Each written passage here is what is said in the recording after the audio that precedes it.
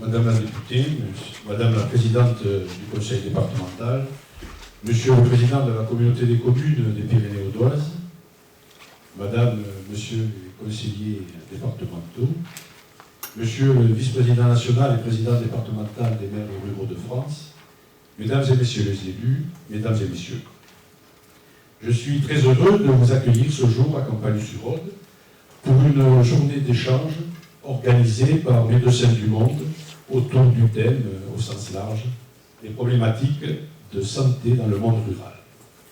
Il m'a été demandé d'ouvrir par quelques mots la séance et d'emblée vous dire que nous savons, nous, les maires ruraux, que la question de l'accès aux soins en milieu rural est devenue une des premières, sinon la première préoccupation des habitants des territoires ruraux, tant la situation en matière de démographie médicale s'est dégradée ces dernières années. Mon propos repose sur une étude conduite par l'AMRF, l'Association des maires ruraux de France, sous l'autorité du professeur des universités et chercheur M. Emmanuel Vigneron, étude menée dans un esprit de démocratie participative sanitaire, voulue par l'Association des maires ruraux, qui, rappelons-le au passage, fédère, informe et représente pas moins de 10 000 maires ruraux des communes de moins de 3 500 habitants, se positionnant ainsi comme la représentante spécifique et incontournable du monde rural auprès des pouvoirs publics, comme des grands opérateurs nationaux. Le diagnostic de la problématique de la santé dans le monde rural, et plus particulièrement en Haute-Vallée de l'Aude, a été bien établi depuis de nombreuses années. Ce diagnostic s'aggrave de jour en jour et l'écart entre la qualité des soins entre le milieu urbain et le milieu rural se creuse inexorablement, hélas. Qu'il s'agisse à la fois de l'accès aux soins et des écarts d'espérance de vie qui s'aggravent depuis ces 30 dernières années entre les départements ruraux et urbains, nous apprenons aujourd'hui que les habitants du monde rural vivent 2 ans de moins que ceux des villes. Nous savons également qu'en milieu rural, plus de la moitié des médecins a plus de 55 ans, et nous observons une tendance à la concentration des jeunes médecins dans les départements urbains. On peut également relever que le taux d'intervention des SMUR est de 25% supérieur en milieu rural à celui observé en milieu urbain. Ainsi, l'activité des pompiers augmente à la campagne, plus 15% en 5 ans, et avec elle, leur délai d'intervention, qui était déjà, en moyenne, plus élevé dans les départements ruraux. Au final, 10% de la population, soit 6 millions d'habitants, vivent à plus de 30 minutes d'un service d'urgence. Tout l'intérêt dans notre territoire de tout faire pour maintenir une présence opérationnelle et au quotidien de l'antenne du SMUR à Quillan. De ces quelques constats, il y en a bien d'autres, mais pour ne pas être trop long, découle une question simple et dans un domaine aussi très particulier. Les habitants du monde rural ont-ils le même accès aux soins hospitaliers que les habitants des villes? C'est une question pour laquelle les élus ne trouvent pas de réponse auprès des services compétents, alors même qu'elle dépasse et de beaucoup la seule question de la santé individuelle, pour parler du dynamisme des territoires et de leur attractivité. Je ne développerai pas ce matin la réalité incontestable de la sous-hospitalisation en milieu rural pour insister sur la problématique du manque de médecins qui entraîne une profonde désertification médicale dans de nombreux territoires ruraux, dont le nôtre. La structure par âge de la profession médicale est une bombe à retardement pour nos territoires ruraux. Plus de la moitié des médecins a aujourd'hui plus de 55 ans. Nous l'avons déjà dit. Et cela n'ira pas s'améliorant dans les prochaines années. On peut bien sûr envisager que les médecins travaillent jusqu'à 70 ou 80 ans. N'est-ce pas, Eric? Certains le font déjà. Pour autant, ceci n'est évidemment pas souhaitable, tant pour les médecins eux-mêmes que pour les patients des territoires desservis. Autre précision que je souhaite verser au débat ce matin, elle touche à la rançon de la liberté d'installation à l'échelle nationale qui autorise un médecin formé ici à s'installer où il le souhaite. S'il faut appeler un chat, il est clair que la liberté d'installation ne permet pas une régulation satisfaisante de la couverture territoriale de l'offre. De ce fait, toutes les aides à l'installation et autres dispositifs sont promis, sinon à l'échec, du moins à avoir des effets limités. Ceci étant dit, les ressentis des populations et des élus peuvent parfois être confus. Les élus, depuis de nombreuses années, observent une démission croissante de l'État dans les territoires ruraux, qui accompagne ou précède une méconnaissance profonde du terrain. Une très large majorité des maires ruraux estiment que si aujourd'hui les choses s'aggravent encore, c'est parce que l'État a baissé les bras, notamment depuis la décentralisation. Finalement, c'est débrouillez-vous. On le voit avec l'épidémie liée au Covid, où l'on dit que le meilleur moyen, c'est entre autres le geste individuel du port du masque. C'est certes une façon de responsabiliser le citoyen, mais par là même, on le culpabilise. Les maîtres d'école vont ainsi devoir gérer la crise avec le soutien des maires, chacun localement, en responsabilité et en solidarité, nous dit-on, mais dans ce contexte, l'acteur local et les élus en particulier sont de plus en plus sollicités et interpellés par la population qui ne sait plus trop comment faire pour accéder aux soins. Face à la question des soins, qui n'est pas vraiment une compétence des élus ruraux, en dehors d'une clause de compétence générale, les maires doivent y répondre pour assurer le bien-être de leur population, mais ils ne sont pas armés pour le faire. Il faut parler en vérité et reconnaître que les fractures territoriales sont comprises depuis longtemps et que si peu est fait pour les combattre. J'ai le sentiment que très souvent, les professionnels de santé font le même constat que nous, les maires, et que leurs représentants en prennent progressivement conscience.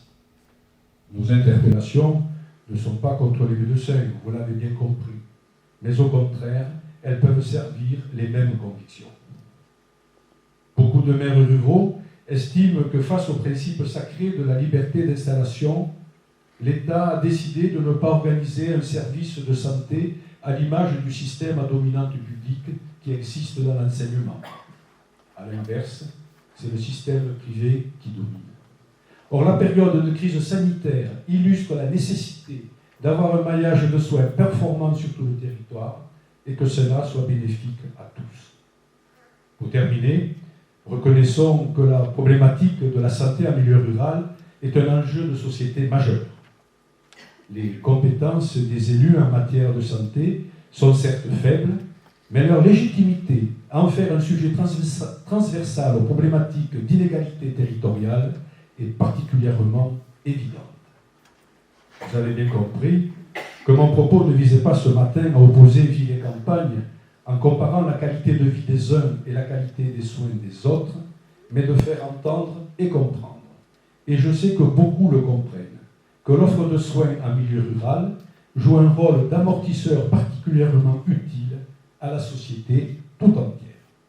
Je vous remercie de m'avoir écouté et je vous souhaite à toutes et à tous une belle journée d'information et de partage.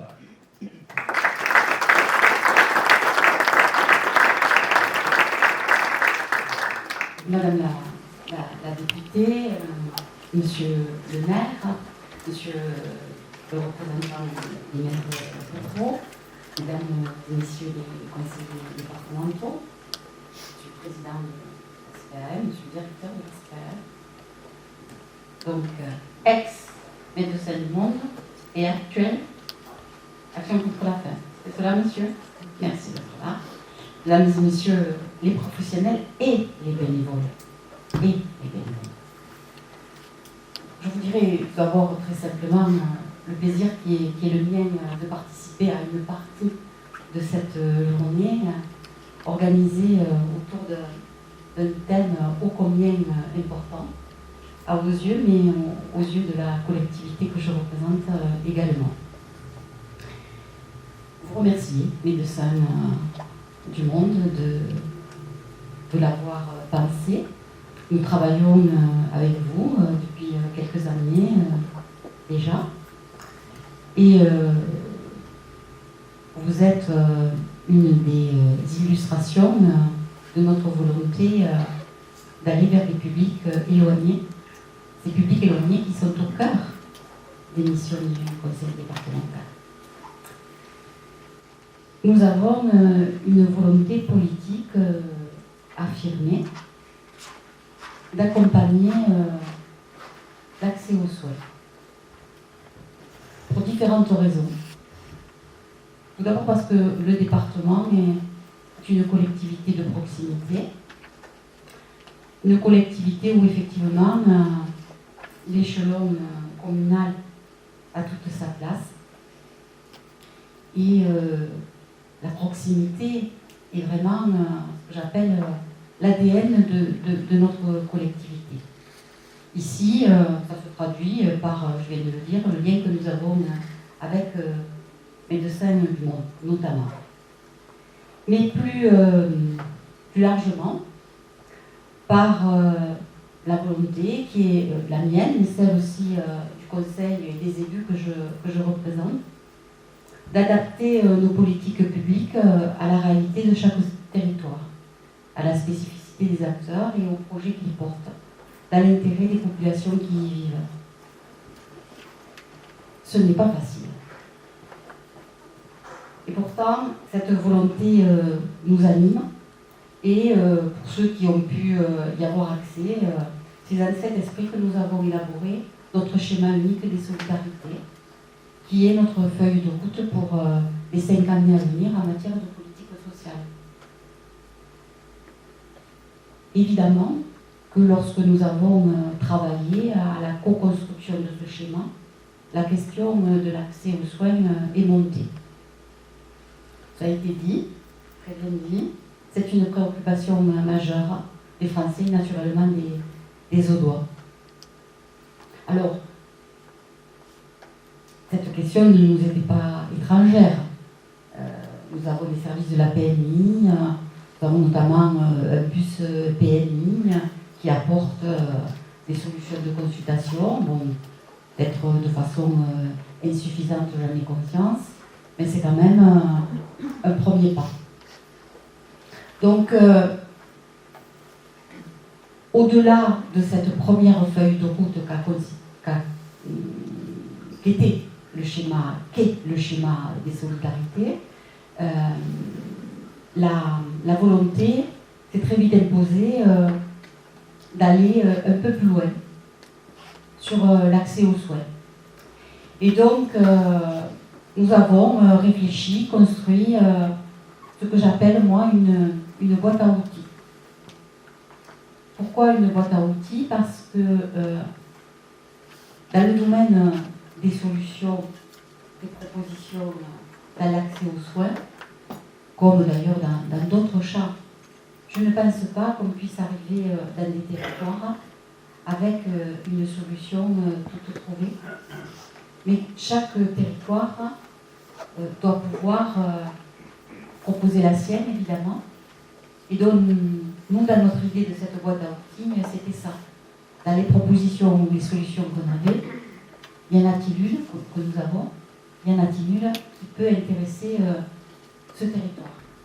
Ainsi, alors assez classiquement, j'ai envie de dire, mais toutefois, nous soutenons l'aide à l'installation des médecins dans les cabinets principaux, mais également dans les cabinets secondaires, jusqu'à présent en direction des médecins généralistes, et nous l'avons élargi, donc chirurgiens dentistes et aux gynécologues, par exemple.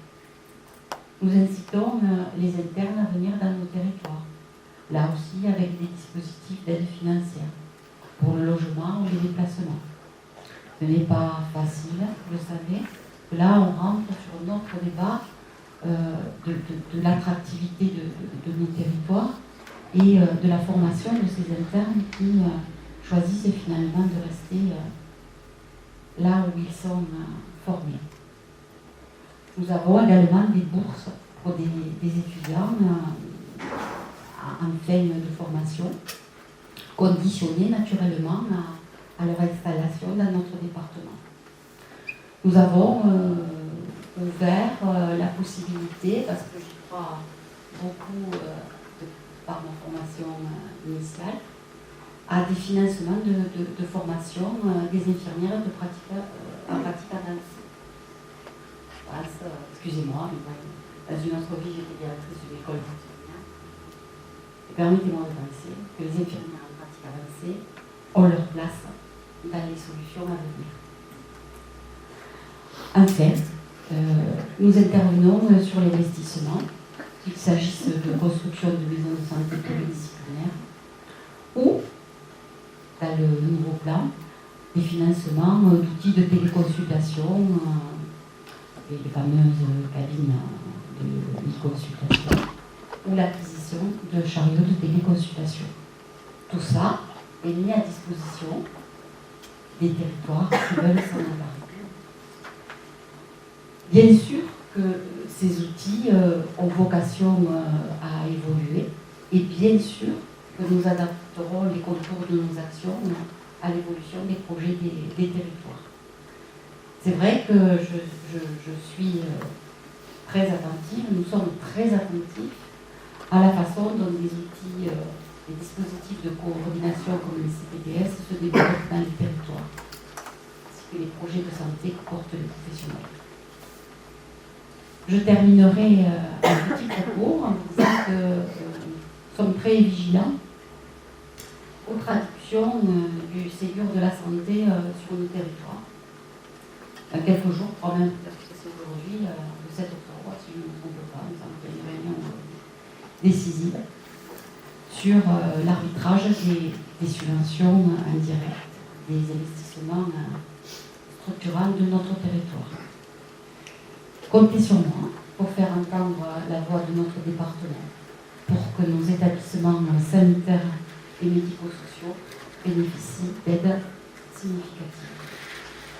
Comptez sur moi pour être à l'écoute de vos projets, de vos propositions, pour faciliter l'accès aux soins des Audoises et des Audois. Un jeu, je ne vous apprends rien, autour duquel nous devons mobiliser toute notre énergie. Merci de votre réponse.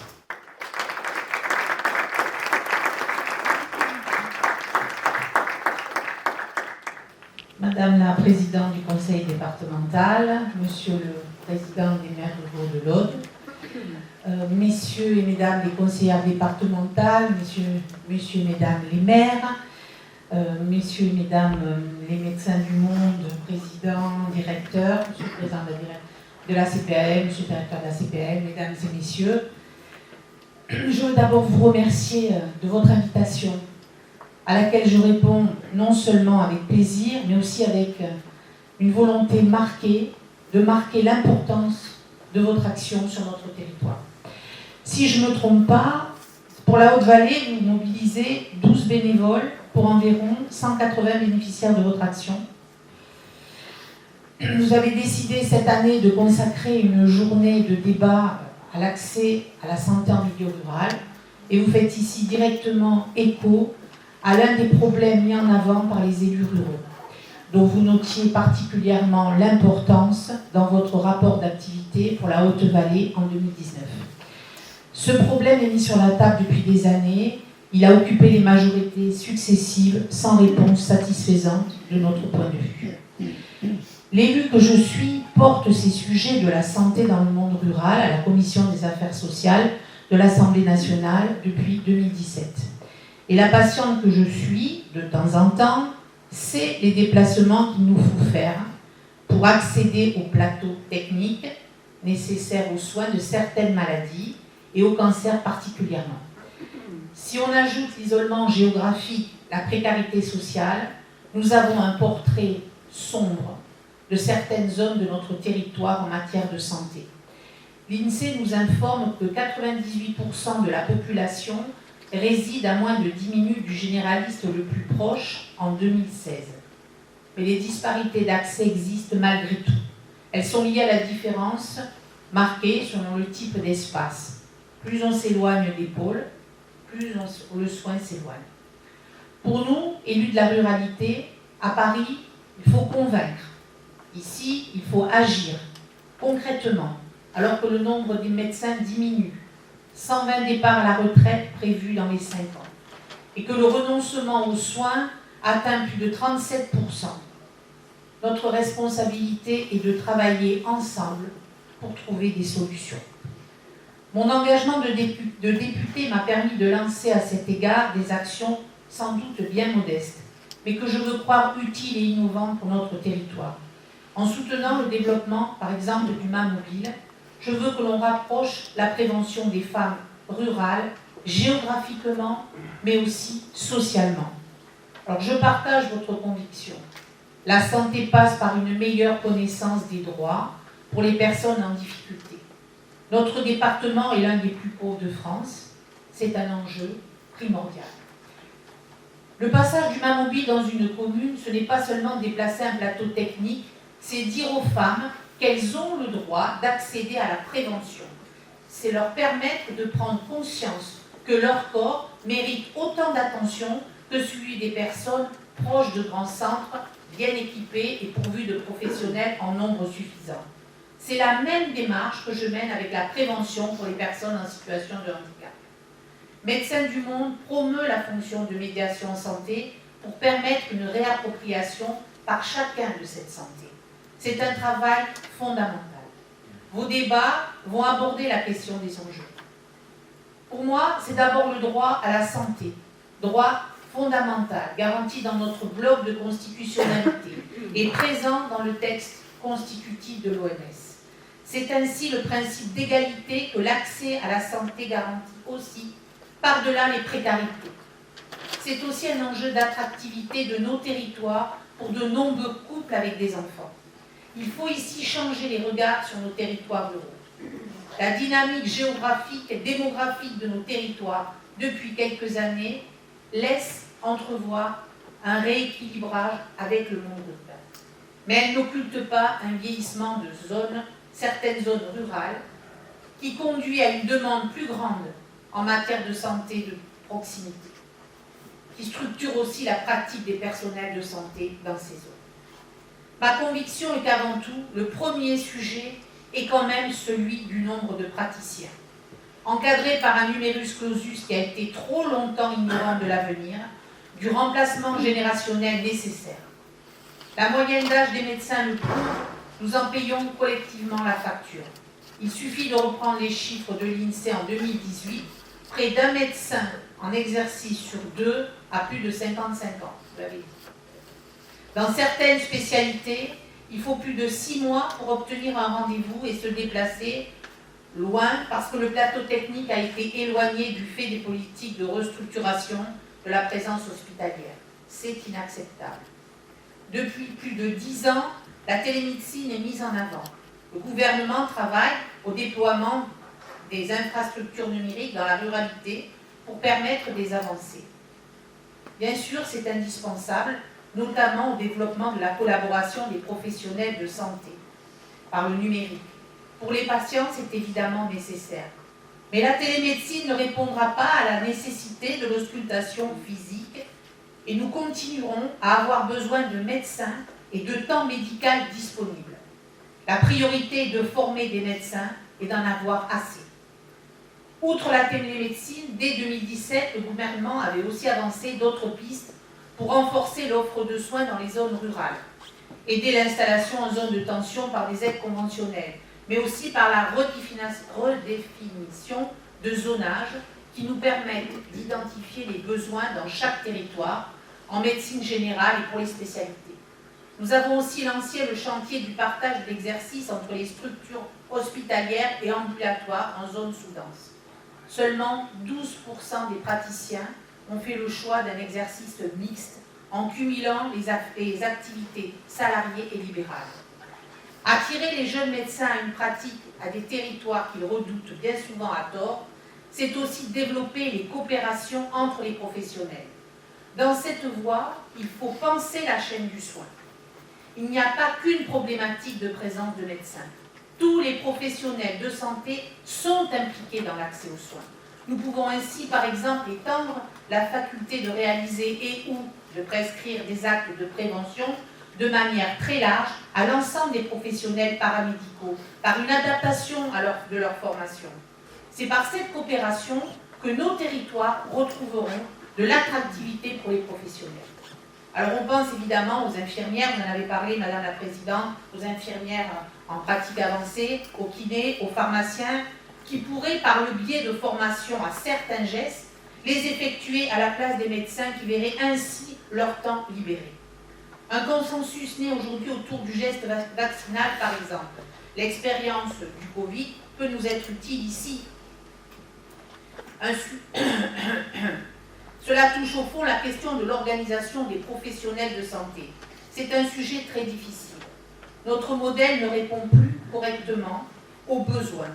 La fermeture des maternités trop petites, les soins en cancérologie regroupés dans les grandes villes, tout cela éloigne les infrastructures des populations rurales.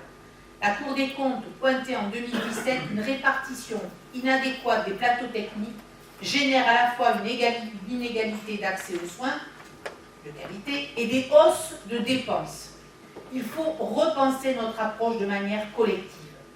Pour cela, le gouvernement a encouragé dans l'une des mesures du plan de transformation du système de santé Ma Santé 2022 la création des communautés professionnelles territoriales de santé, CPTS.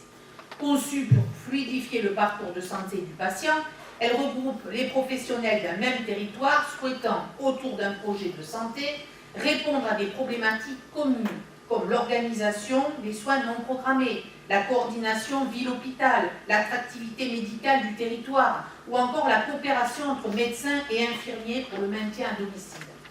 L'objectif étant d'atteindre 1000 CPTS en 2022. Concernant les centres de santé, en février 2020, un accord a été signé avec l'assurance maladie qui concerne la valorisation du recours à la télémédecine avec la mise en place d'aides à l'équipement de centres de santé, l'investissement dans l'ouverture du dossier médical partagé et la mise en place d'un médiateur en santé. Ce sont 1621 centres de santé qui sont concernés, avec le versement de rémunération associée à commencer cette année. Si je mets l'accent sur cette question, car pour moi, l'une des raisons des échecs successifs des gouvernements tient dans le manque d'imagination dans notre approche du sujet. Il faut innover. C'est ce que nous faisons dans l'Aude avec le Mamoury. Et c'est d'autant plus intéressant que cela rejoint au fond d'autres politiques. Je pense à la politique alimentaire. Cet après-midi, vous allez aborder la question de l'alimentation. Nous savons tous à quel point elle est importante. Vous allez parler des plans alimentaires territoriaux mis en place avec les collectivités locales, parfois sous leur impulsion. Nous pouvons d'autant mieux contrôler les productions alimentaires qu'elles sont proches de chez nous. Nous pouvons aussi éduquer à une meilleure alimentation, prévenir les comportements à risque, associer les consommateurs. Ça, c'est une politique innovante. Innovation, j'y reviens. De ce point de vue, je pense qu'il nous faut imaginer une nouvelle forme d'exercice ambulatoire de la médecine.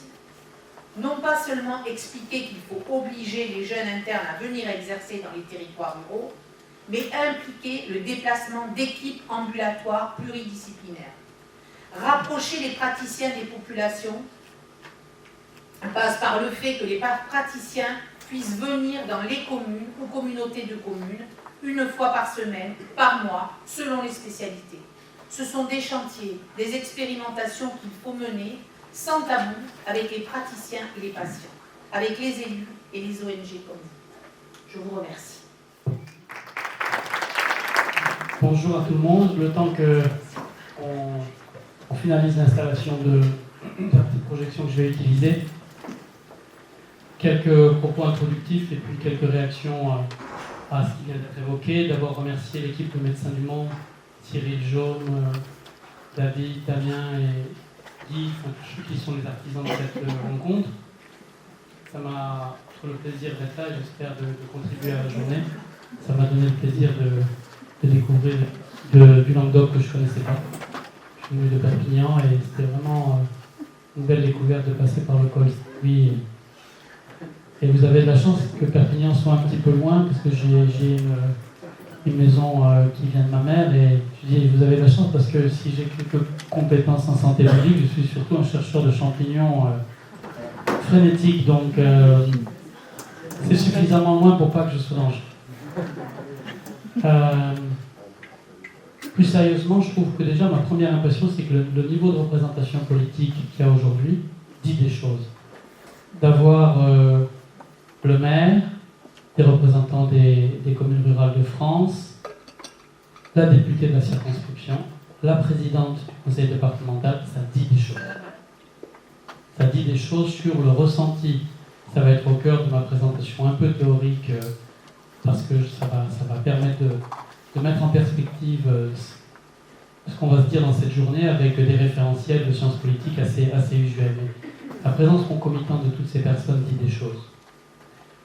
Monsieur le maire, il faudrait qu'on vous invite au diplôme de santé précarité qui est à la fac de médecine de Montpellier, parce que vous nous avez fait un vrai cours de santé publique appliqué à la question de l'accès à la santé du milieu rural. Vous avez cité Emmanuel Vigneron, c'est pas tout à fait un hasard, il est montpelliérain, il est languedocien, et quand il était démographe à la fac de Montpellier, et puis il connaît bien ces problématiques. Bon, il a travaillé sur beaucoup de choses, mais il les connaît d'autant mieux qu'il vit par ailleurs une partie de l'année à Valrogue, dans l'arrière-pays et dans les Cévennes. Donc il sait ce que la désertification médicale peut avoir comme traduction, y compris vers le Vigan, etc. Vous avez cité, je vais y revenir tout à l'heure pour l'illustrer, vous avez cité un sujet très sensible pour les politiques, c'est, et vous l'avez fait sans détournement, la question de la liberté d'installation. C'est dans tous les esprits. C'est dans tous les esprits. La question c'est, et c'est là que l'apport théorique que je vais partager va permettre de relativiser les choses, tout dépend maintenant de la fenêtre d'opportunité. Quel est le gouvernement qui va oser légiférer là-dessus, tant la question est sensible.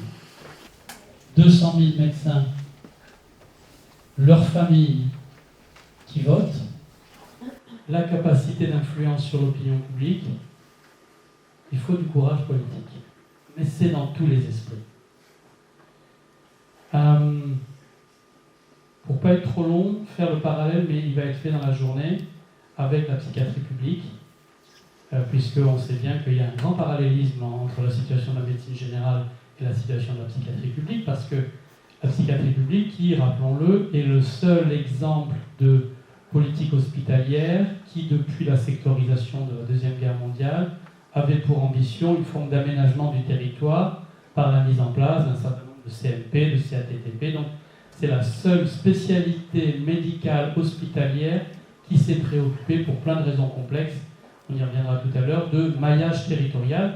Et on pourrait, beaucoup de choses que vous avez dit les uns et les autres sur les difficultés de la médecine générale pourraient être dites également pour la psychiatrie publique, parce que le nombre de psychiatres, la baisse du nombre de pédopsychiatres en particulier, devient une problématique incroyablement complexe.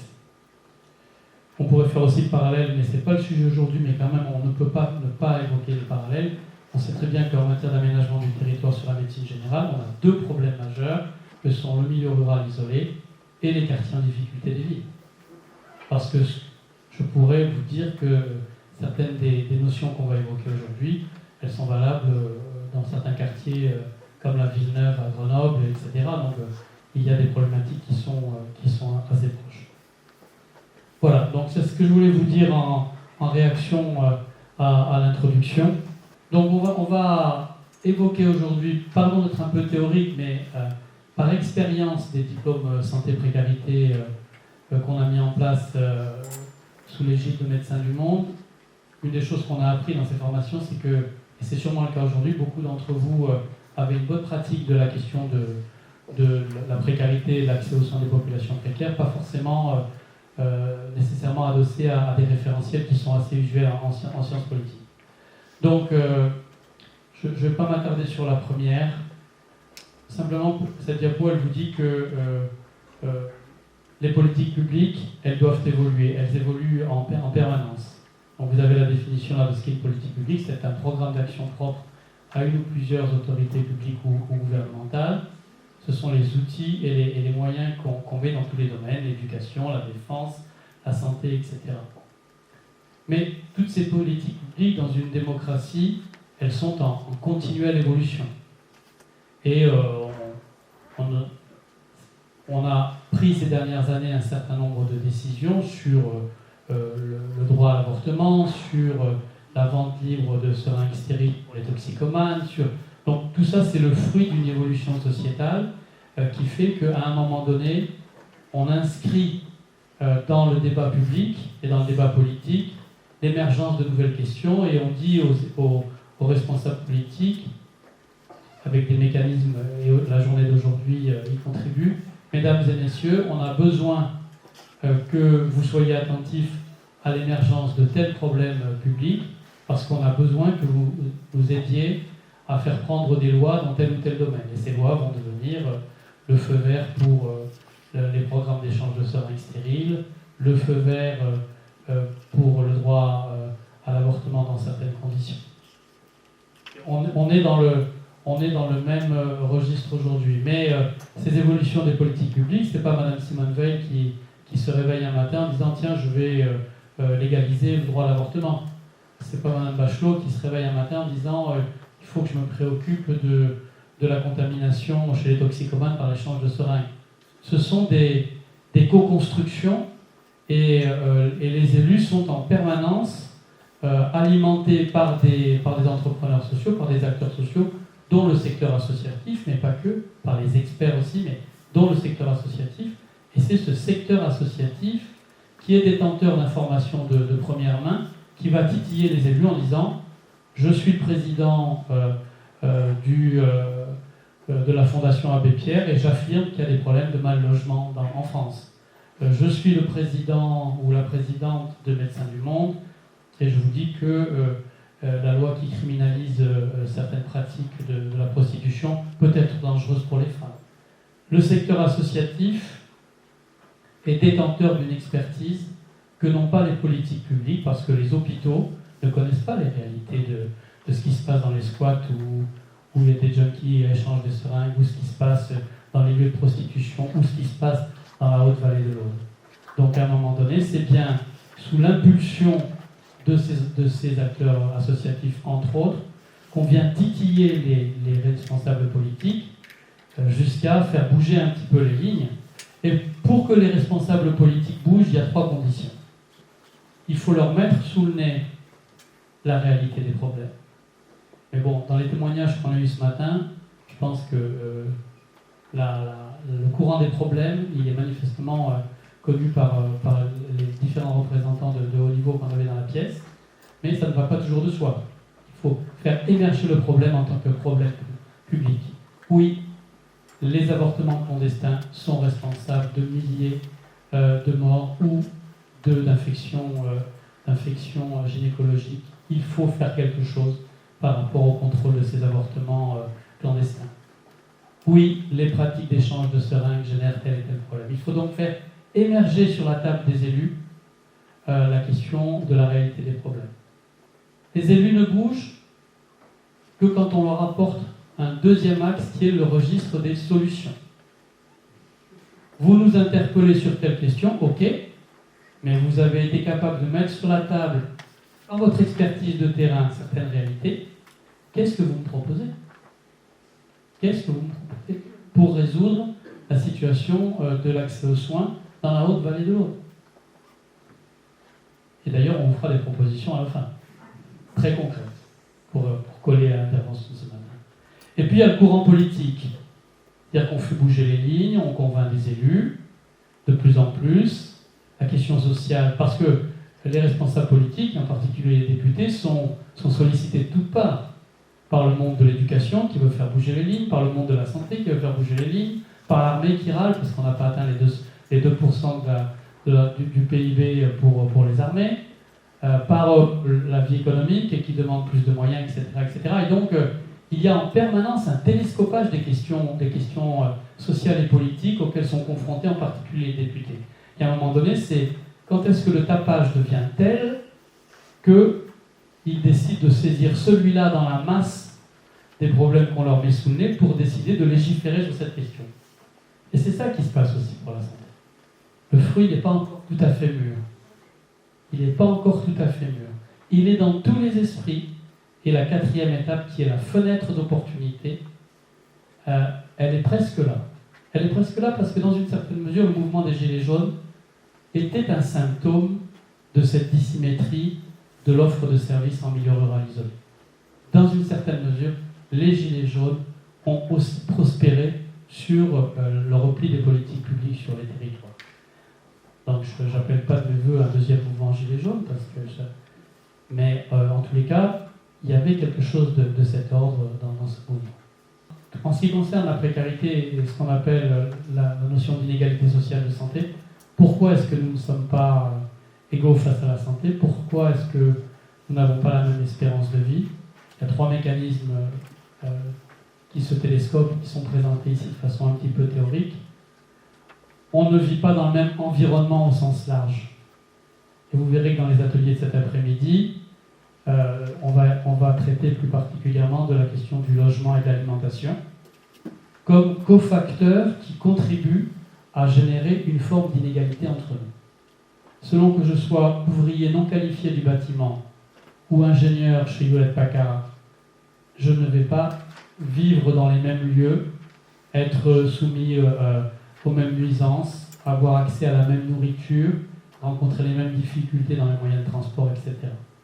Le deuxième axe qui génère ces inégalités sociales de santé, qui vont chez les hommes atteindre entre 7 et 9 ans, à l'âge de 35 ans, c'est pas rien.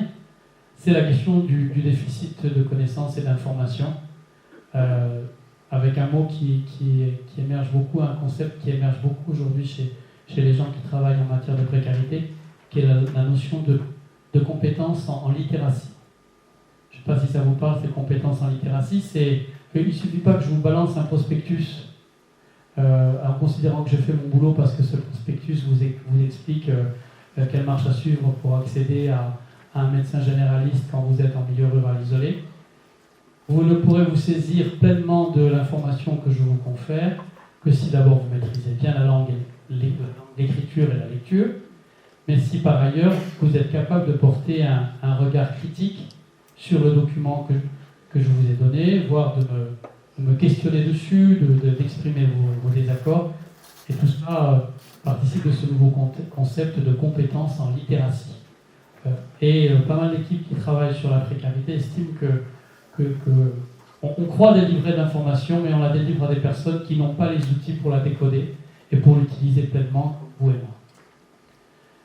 Et donc le résultat, c'est qu'il y a un déficit de connaissances, soit pour se repérer dans les méandres du système de soins, soit pour l'ouverture de ses droits, et on verra que ça va représenter aussi des questions qui vont être examinées par un des ateliers de la journée. Et puis enfin, on a le retard dans le contact de soins. Le moment venu, quand je dois, ayant tenu compte des deux premières composantes, quand je vais chercher à établir un contact avec le système de santé et de soins, je vais me retrouver confronté à des obstacles qui sont différents selon où j'habite, qui je suis, quelle est ma catégorie socio-économique. Et ces entraves sont de nature très diverse. Vous sont présentées ici sur un modèle théorique. Si on va dans le sens des aiguilles d'une montre en partant de midi, les fameux obstacles géophysiques, qui sont au cœur de la discussion d'aujourd'hui dans un territoire comme la Haute-Vallée de l'Aube. Ma distanciation physique ou mon incapacité à me déplacer pour aller à la rencontre des professionnels est un obstacle majeur. Bon, je ne vais pas tous les détailler. De toute façon, ensuite, on vous fera parvenir cette présentation.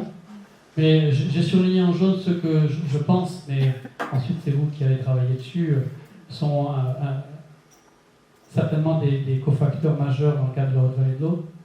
Il y a donc ce que j'évoquais tout à l'heure, le niveau d'information, le niveau de littératie, les obstacles financiers. qui peuvent, pour un certain nombre de populations, être des obstacles. La dimension psychique, c'est-à-dire tout ce qu'on connaît dans la précarité, dans la grande précarité, qui est que je peux remplir toutes les autres conditions peuvent être présentes, mais le syndrome dépressif dont je suis porteur va, en tant que tel, m'empêcher d'aller au contact. Et la dépression, en inhibant la capacité de décision et d'action des individus, alors ça sera peut-être vrai ou pas vrai dans la Haute-Vallée de l'Aude, vous le direz, mais c'est beaucoup ce qu'on voit par exemple dans les personnes à la rue, où le taux de personnes présentant des pathologies authentiquement psychiatriques et ou des syndromes dépressifs réactionnels profonds est très important. Et donc ces personnes à la rue, elles peuvent dormir en face d'un médecin généraliste et avoir toutes les autres conditions remplies. La dépression profonde à laquelle elles sont confrontées va constituer un obstacle en tant que tel. Et insister à 11h sur les entraves fonctionnelles, c'est toutes les complexités du système ou le fonctionnement du système lui-même et le comportement de certains professionnels qui peut poser problème en soi. Si je suis un médecin qui refuse de prendre l'ancienne CMU, la PUMA, ou qui refuse de prendre des personnes d'origine étrangère bénéficiaires de l'aide médicale État, donc à ce moment-là, c'est le professionnel lui-même qui devient un obstacle en tant que tel. Donc le registre des problèmes, le registre des solutions, faire réagir les élus pour obtenir un soutien, mais un soutien à partir de l'explicitation d'attentes concrètes. Voilà, si on réussit, si vous réussissez tout ça aujourd'hui, on aura passé une belle journée et j'espère une journée efficace. Merci à tout le monde.